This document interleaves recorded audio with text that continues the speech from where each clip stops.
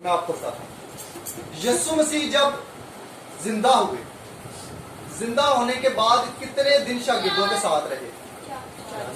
40 دن۔ 40ویں دن وہ آسمان پر چلے گئے۔ 40ویں دن یسوع مسیح آسمان پر چلے گئے۔ 40 دن کے بعد 40 دن کے بعد 9 دن گنے، اور اس کے بعد جو اگلا دن آئے گا، 40 میں 9 ملائیں کتنے ہو جائیں گے؟ 49۔ اس سے اگلا دن کون سا ہوگا؟ 50واں دن۔ یسوع مسیح کے آسمان پر جاتے وقت یسوع مسیح نے شاگردوں کو کہا کہ تم کیا کرو؟ تم یروشلم میں ہی ٹھہرے رہو۔ تم کیا کرو؟ یروشلم میں ہی ٹھہرے رہو۔ کس چیز کے لیے؟ جب تک تمہیں قوت کا لباس نہ ملے۔ جب تک تمہیں قوت کا لباس نہ ملے تب تک تم کہاں رکو؟ یروشلم میں۔ اعمال میں آپ پڑھتے ہیں کہ عید پینتیکوس والے دن وہ سارے یروشلم میں جمع تھے اور دعا کر رہے تھے۔ اس کا مطلب ہے یسوع مسیح کے آسمان پر 40ویں دن جانے کے بعد جو 10واں دن آیا، اس دن وہ عید منانے کے لیے لوگ وہاں پر اکٹھے تھے، اور یروشلم کے اندر ایک گھر میں شاگرد بھی اکٹھے ہیں۔ اور کتنے شاگرد ہیں؟ 120۔ کتنے شاگرد ہیں؟ 120 شاگرد تخمیناً اکٹھے ہیں وہاں پر اور دعا کر رہے ہیں۔ انتظار کس کا کر رہے تھے؟ قوت کے لباس کا۔ کس کا؟ قوت کے لباس کا۔ اب یہ قوت کا لباس ہے جو، اس کے متعلق آپ کو ایک بڑی کمال بات بتاتا ہوں۔ یہ جو قوت کا لباس ہے یہ ڈیونامس ہے۔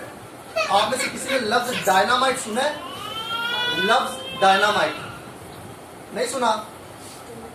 پہاڑوں کو جب توڑا جاتا ہے تو پہاڑوں کو کیسے توڑتے ہیں؟ پہاڑوں کو یا کوئلے کی کان کو کبھی توڑتے ہوئے کسی نے دیکھا ہے کسی کو؟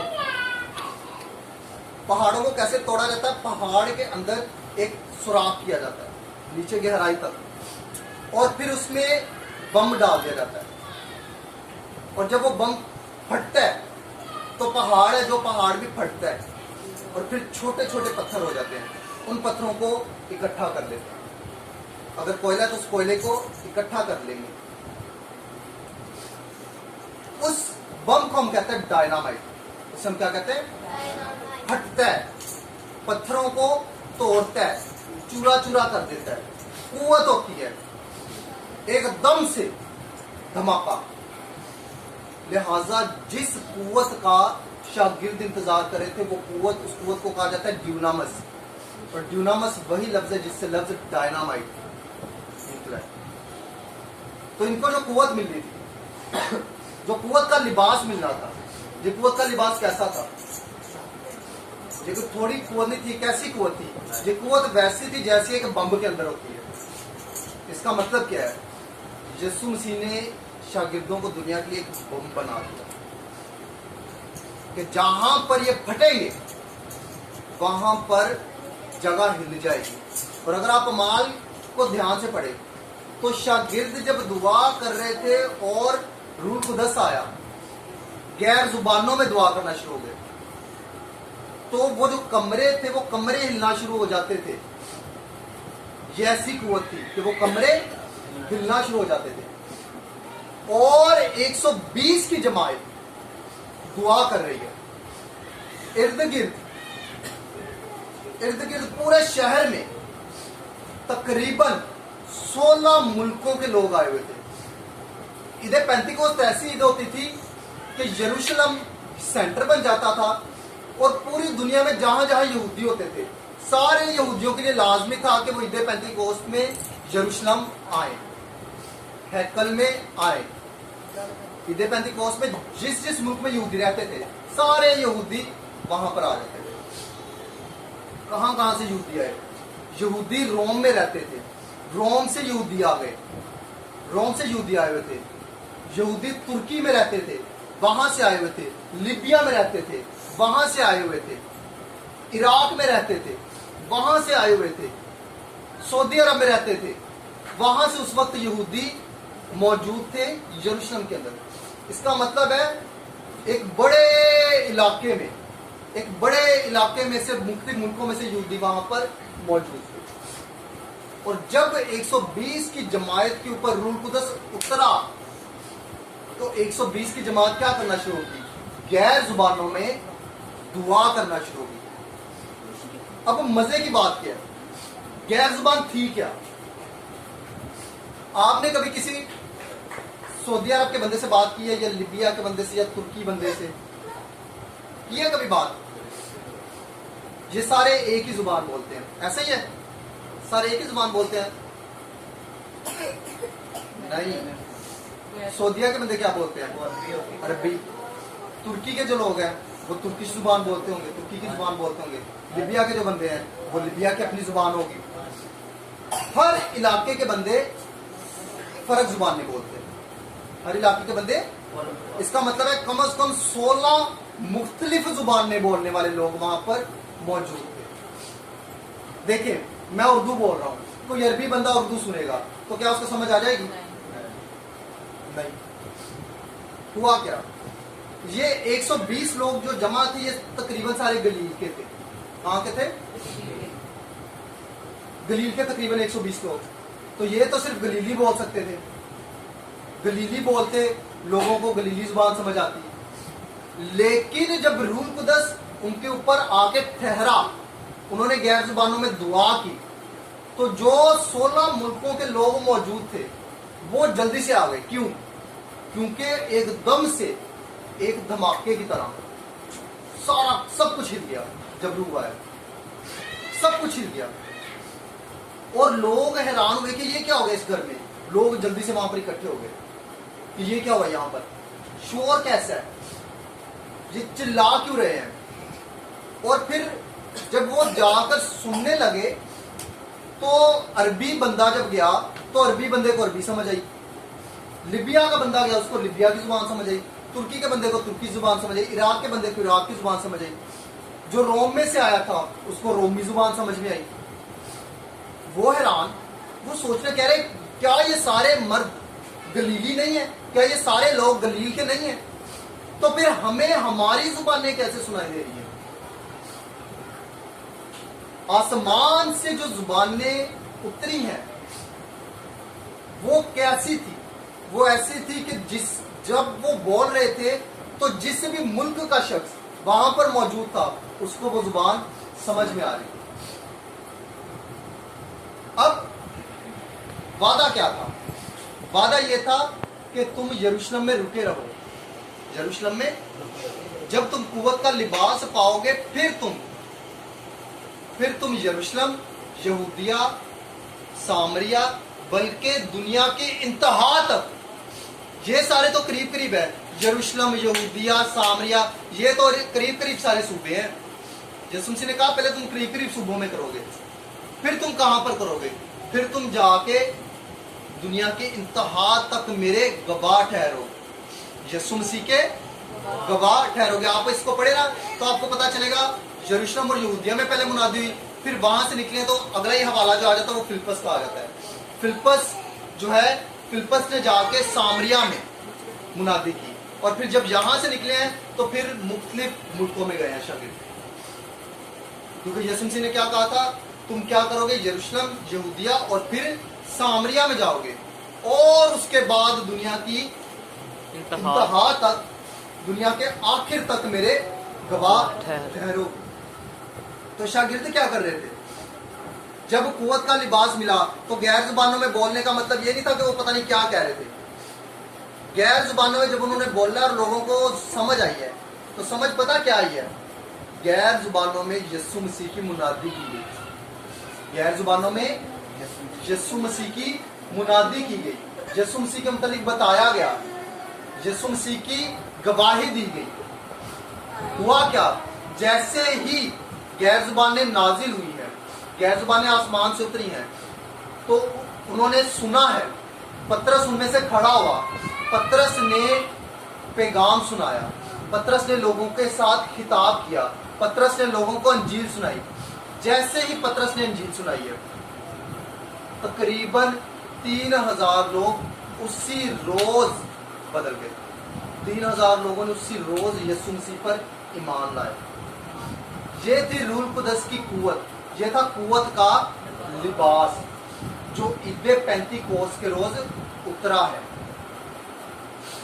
अब ये कुव्वत का लिबास कितना कुव्वत वाला था, आगे चल के आप अमाल में पढ़े।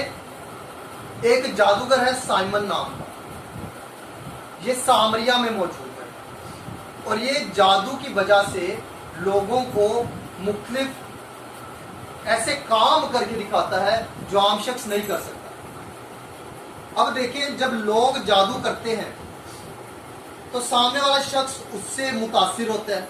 अजीब चीज है, मुतासिर होके बाज़ औक़ात कुछ लोग उनके मुरीद बन जाते हैं, जादूगरों के।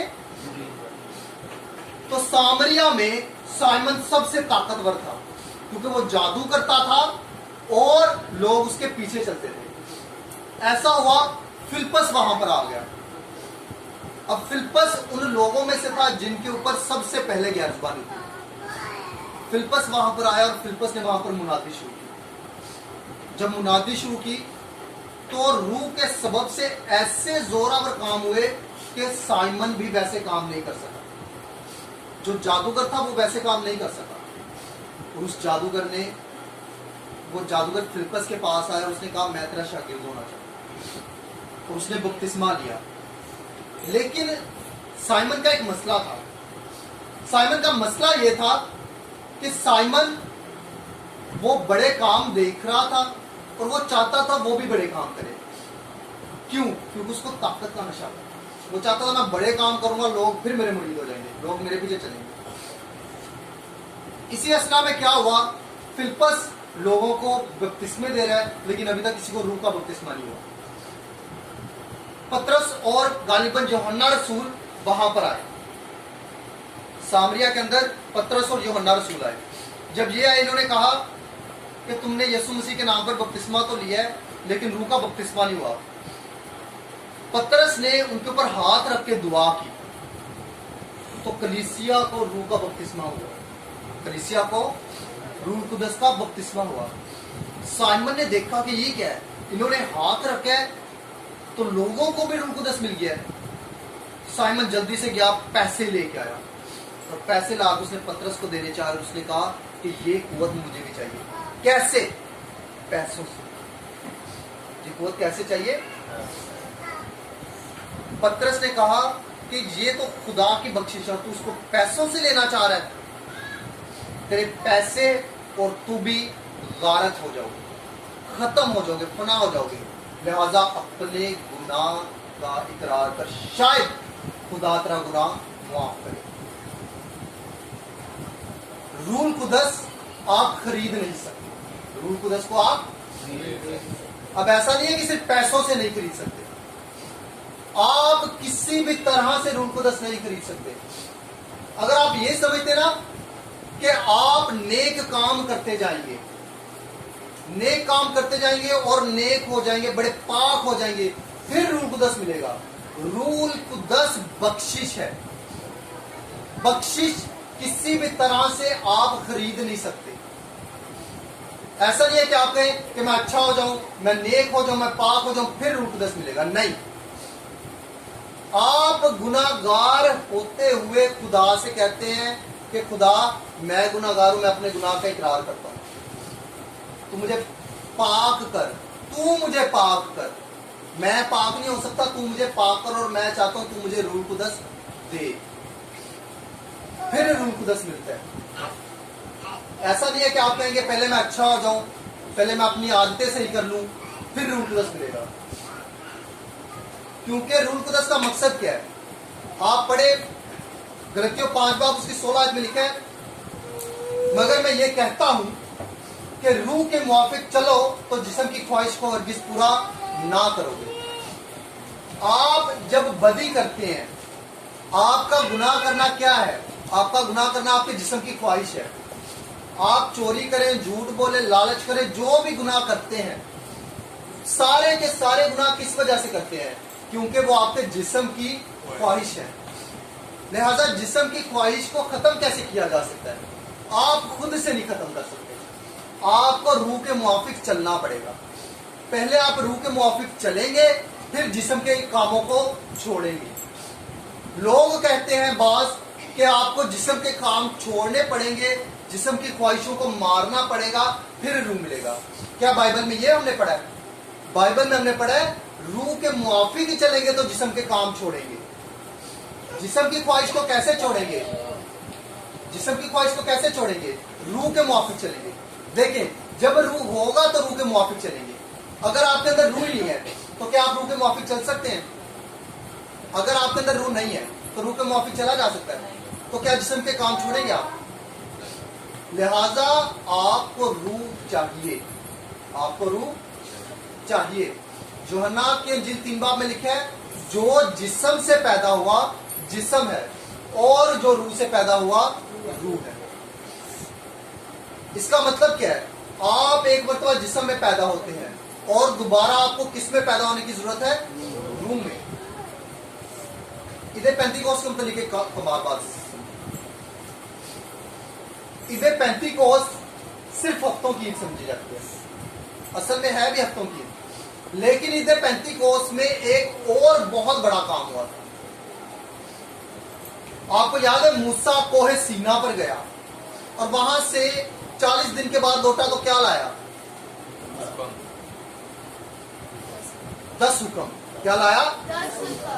10 हुक्म। ये ईद पेंतीकोस के दिन हुआ। जो 10 हुक्म मूसा कोहे सीना से लाया, वो भी किस दिन लाया है? ईद पेंतीकोस के दिन लाया है।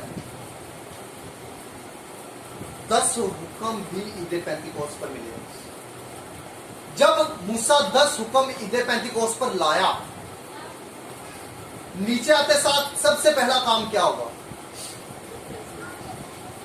जब मूसा पहाड़ पर था, इसराइलियों ने नीचे बुत बना दिए, बुत परस्ती करना शुरू कर दी। मूसा 10 हुक्म लेके पहाड़ से नीचे आया। जब नीचे आया, मूसा ने नीचे देखा तो नीचे क्या चल रहा था? बुत परस्ती। क्या मूसा खुश हुआ? क्या किया? उसने वो जो तख्तियां थी, लोहे थी हुक्मों की, उसने लाके वो तोड़ दी। जैसे ही तोड़ा तो लोग मर गए। जैसे ही तोड़ा लोग मरे। हुक्म जैसे ही मिले, हुक्म जैसे ही मिले और जैसे ही हुक्म पहाड़ से नीचे आया, सबसे पहला काम क्या हुआ है? मौत। सबसे पहली चीज क्या मिली लोगों को? मौत। और दूसरा रसूल कहता है हुक्म मार डालते हैं, हुक्म मार डालते हैं, लेकिन रूह जिंदा करता है। हुक्म क्या करते हैं? लेकिन रूह जिंदा करता है। पहले पेंतीकोस पर मूसा को क्या मिला? हुक्म। आखिरी पेंतीकोस पर शागिर्दों को क्या मिला? रूह। मूसा को हुक्म मिले तो हुक्मों का नतीजा क्या हुआ? मौत। शागिर्दों को रूह मिला, नतीजा क्या हुआ? 3000 लोग उसी दिन मसीह में शामिल हुए। जितने मसीह यस्सु में हैं उन पर सजा का हुक्म नहीं। इसका मतलब है जितने लोग उस दिन कलाम सुना और उनमें से 3000 लोग बदले, उनके ऊपर से सजा का हुक्म टल गया। वो किस में शामिल हो गए? यस्सु में, जिंदगी में। जो यस्सु में शामिल होता है, यस्सु ने क्या कहा था? राह, हक और जिंदगी में हूं। लोग किस में शामिल हुए? जिंदगी में शामिल हुए। और उन 3000 लोगों ने क्या किया? बपतिस्मा लिया। रोमियो 6 बाब, जितनों ने मसीह यीशु में शामिल होने का बपतिस्मा लिया, उसकी मौत में शामिल होने का बपतिस्मा लिया। और जितनों ने उसकी मौत की मुशाबत में शामिल, जो उसकी मौत की मुशाबत में शामिल हुए, वो जिंदा भी होंगे। वो क्या होंगे? जिंदा भी होंगे। कैसे? जैसे यीशु मसीह जिंदा हुआ। लिहाजा रूहुल कुदस जैसे ही नाजिल हुआ तो क्या मिली लोगों को? जिंदगी। और कैसी जिंदगी? हमेशा की जिंदगी। ये रूहुल कुदस का काम है। ये किसका काम है? रूहुल कुदस का काम है। इतना जरूरी है रूहुल कुदस कि जैसे ही रूहुल कुदस मिला, लोग क्या हुए? जिंदा, लोग क्या हो गए? जिंदा हो गए। जैसे ही शरीयत मिली, लोग क्या हो गए? मुर्दा। लोग क्या हुए? रोमी के खत में लिखा है, जब तक हुक्म ना मिले मैं जिंदा रहा, लेकिन जैसे ही हुक्म मिल गए मैं मर गया। शरीयत के मुतालिक लिखा है कि जब तक हुक्म नहीं थे मिले मैं जिंदा था, लेकिन जैसे ही हुक्म मिले मैं मर गया। जिंदा दोबारा कैसे हुआ? रूह के वसीले। कैसे जिंदा हुआ? रूह के वसीले से। अगर आपने रूह को समझना ना तो आप इस तरह समझिए। तितली देखी किसी ने? तितली का बच्चा देखा है कभी? आप कभी छोटी तितली नहीं देखेंगे। हमेशा तितली क्या होती है? छोटी तितली कहां पर होती है? छोटी तितली जो होती है ना वो सूंडी होती है। देखिए कभी? तितली पहले सूंडी होती है, ये सूंडी पत्ते खाती रहती है, पत्ते खाती रहती है, बड़ी होती रहती है। एक वक्त आता है, एक अपने जिस्म से एक मादा निकालती है और उसके जरिए से अपने जिस्म को के ऊपर एक खोल बना लेती है, एक कवर बना लेती है, एक कवर में खुद को बंद करती है। जैसे ही उस कवर में बंद करती है फिर कुछ अर्सा उसमें रहती है। जैसे उसके दिन पूरे हो जाते हैं उस कवर को तोड़ के बाहर निकलती है और फिर तितली बनती है। और तितली के पीछे आप भागते रहते उसको पकड़ने के लिए। कभी तो सूंडी के पीछे भागा पकड़ने के लिए हैं? कभी पकड़िए किसने सूंडी हाथ में? पकड़ के देखिएगा, कुछ नहीं याद। तितली पकड़ लेते हैं तो सूंडी भी नहीं पकड़ते। भैया ऐसे ही है, बच्चे नहीं पकड़ते। बच्चे पकड़ते हो ना, कितने शौक से पकड़ते हो। किसी का बच्चा आ जाए सही का सारे ने फड़ना है ना, तो ਵੱਡਾ ਜਦੋਂ ਹੋ ਜਾਂਦਾ ਹੈ ਫਿਰ ਕੋਈ ਨਹੀਂ ਫੜਦਾ। ਤੇ ਤਿਤਲੀ ਵੱਡੀ ਹੁੰਦੀ ਤੇ ਤੁਸੀਂ ਫੜਦੇ ਹੋ, ਬੱਚਾ ਫੜਦੇ ਹੀ ਨਹੀਂ। ਅਜੀਬ ਗੱਲ ਹੈ। ਹਿਸਾਬ ਲਾ ਲਓ ਜਿਹਨੂੰ ਰੂਹ ਨਹੀਂ ਮਿਲਿਆ ਹਾਲੇ ਸੁਣੀਏ, ਤੁਹਾਡੇ ਚ ਜਿਹਨੂੰ ਰੂਹ ਨਹੀਂ ਮਿਲਿਆ ਹਾਲੇ ਕੀ ਹੈ? ਤੇ ਮੈਂ ਨਹੀਂ ਤੁਹਾਨੂੰ ਹੱਥ ਲਾਣਾ।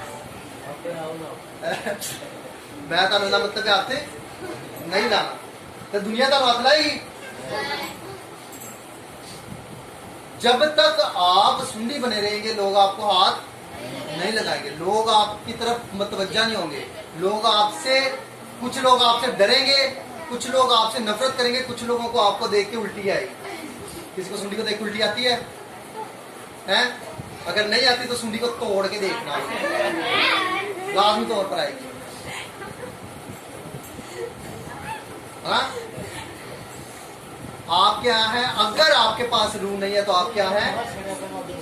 अगर आपके पास रूह नहीं है तो आप क्या है? आपको क्या बनने की जरूरत है? तितली बनने के लिए किसमें जाना पड़ेगा? वो खोल कहां से आएगा? आसमान से आएगा। वो खोल कहां से आएगा? और वो खोल क्या है? पाक रूह। जो जिस्म से पैदा हुआ वो जिस्म, और जो रूह से पैदा हुआ रूह है। जो सूंडी है वो सूंडी है, और जो तितली है वो तितली है। दरमियान में क्या है? दरमियान में क्या है? तितली और सूंडी के दरमियान में क्या आता है? खोल। और वो खोल क्या है? पाक रूह। हमें पाक रूह की जरूरत है जरूरत। आगे हम, ये खुदा की मर्जी है। देखिए, हम आपके ऊपर हाथ भी रख सकते हैं, हम आपके ऊपर हाथ रख के दुआ भी कर सकते हैं। मेरा एक दोस्त है, उसने पहली मर्तबा ओकाड़ा में जब हाथ रख के दुआ की, उसने मुझे बताया, कहता मैंने पहली मर्तबा ओकाड़ा में लोगों के ऊपर हाथ रख के दुआ की, लोग गैर जुबानी बोलना शुरू हो गए, लोग स्लेन होना शुरू हो गए।